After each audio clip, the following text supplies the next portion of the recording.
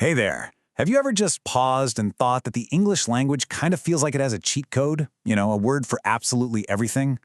Well, today we're going to dive into why that feeling is so incredibly common, whether you're a native speaker or you're just learning.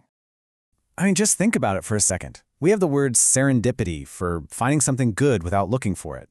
We've even got facepalm, a word that perfectly captures that feeling of cringing at someone else's mistake. It really does feel like there's a specific word for every single little thing. So yeah, if you've ever felt that way, you are not imagining things. English often feels like this bottomless, magical toolbox of expression. But the real reason why, well, it's probably not what you'd expect. Now, the most common guess is pretty simple, right? English must just have way more words than any other language. A bigger dictionary means a word for every occasion, doesn't it? Well, let's actually check the facts on that. All right, so let's put that whole bigger is better idea to the test and see what the numbers really have to say. Okay, so take a look at this. When you actually compare the total number of words, English with its 250,000 or so words is right there in the same ballpark as languages like Spanish and even Chinese. There's no massive, overwhelming difference. So that bigger dictionary theory, it's a total bust. If it's not the sheer number of words, then what on earth is its secret? Well, this number right here is a huge clue. See, because of a neat little principle called Zipf's law, it turns out that about 80% of everything we say in a normal day uses the same 1,000 words, over and over again, just a tiny, tiny fraction of the whole dictionary, which tells us the total word count is just not as important as we think. So here it is. This is the real magic trick. English's power isn't about having more words. It's about having incredibly specific words, different shades of meaning for all the situations around a single core idea. It's not about quantity at all. It's all about the nuance. And to understand where that incredible specificity comes from, we have to jump in the time machine and go way back to the chaotic, messy, and frankly, totally unique origin story of the English language.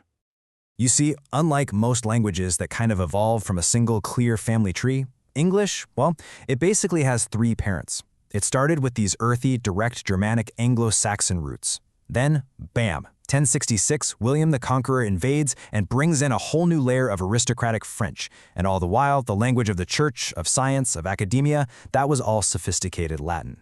It was a massive, three-way linguistic car crash. And this chart just brilliantly illustrates the result of that crash. If you break down the 10,000 most common words we use today, it's wild. A staggering 40% come from those Germanic roots, and an almost identical 40% come from French. These two massive competing forces are baked right into the DNA of our everyday speech. And that collision is how we end up with these incredible word triplets.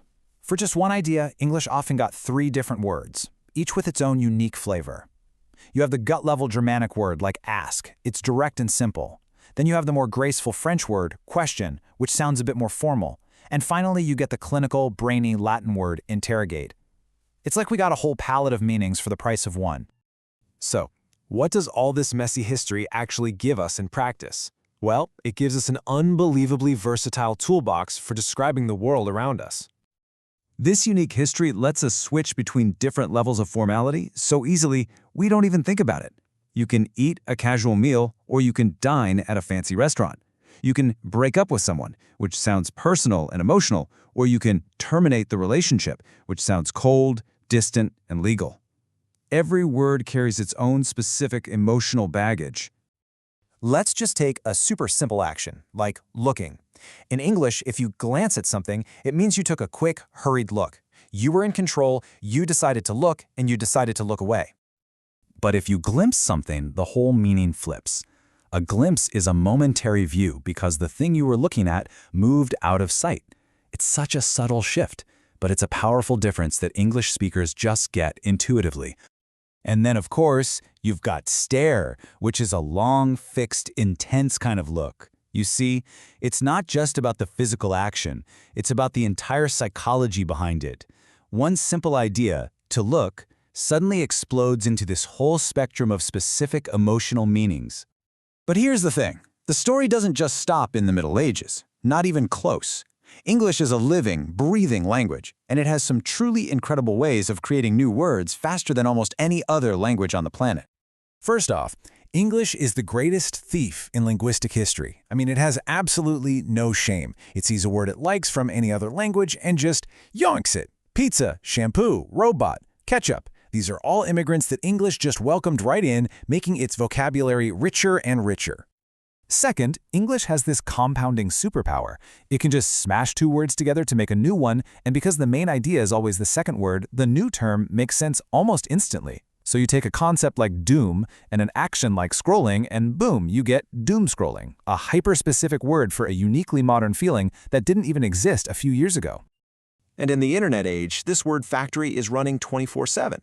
Words like riz, or concepts like having main character energy, or doing a soft launch of your relationship.